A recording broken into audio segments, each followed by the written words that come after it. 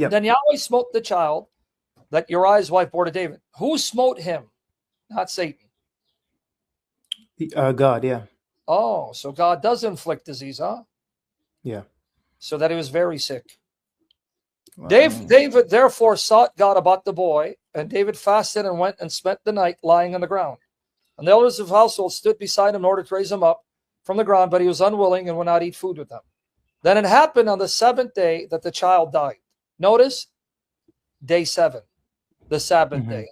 Okay, now guys, watch the depth, the meaning, the symbolism, and the compassion of God.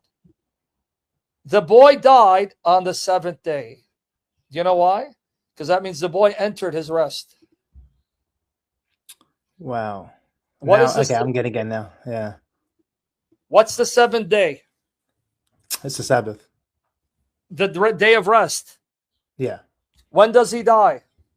The day of rest. On the day of rest. Meaning, though you see a tragedy, that's how you saw it, this was a blessing because the boy had entered his rest. I'm going to explain to you how this was a blessing for the boy, if you have an eternal perspective. All right. And the servants of David were afraid to tell him that the child was dead. Remember 7th day, Ashmice, where they said, behold, while the child was still alive, we spoke to him and he did not listen to our voice. How then can we tell him that the child has died? He might do himself harm. Look at the attitude when you have an eternal perspective.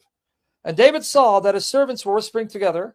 So David discerned that the child had died. So David said to his servants, has the child died? And they said, he has died. So David arose from the ground, washed, anointed himself, changed his clothes, and he came into the house of Yahweh and worshiped. Wow. Then he came to his own house and he asked, and they set food before him and he ate. He stopped crying.